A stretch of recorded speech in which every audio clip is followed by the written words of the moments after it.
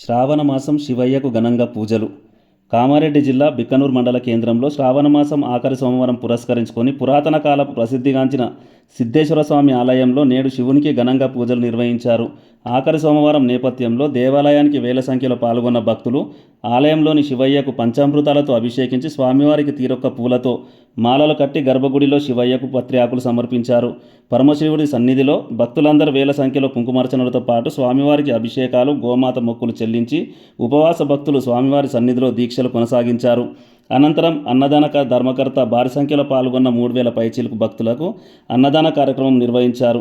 ఆఖరి సోమవారం నేపథ్యంలో స్వామివారి ఆలయ ప్రాంగణంలో భక్తుల రద్దీతో పండగ వాతావరణం నెలకొంది. TSG news, Ramayampet.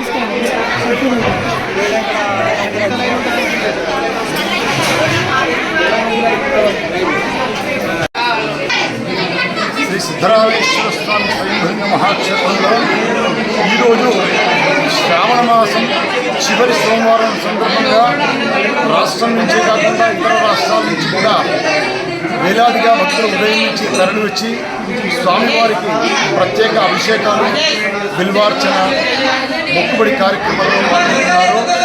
దర్శనాలు కూడా చేసుకుని వెళ్తూ ఉన్నారు. ఈ దేవాలయం శ్రీ సిద్ధగిరి రామగిరి అనేటువంటి సాధు బృందముల చేత ప్రాదుర్భావం చెందింది.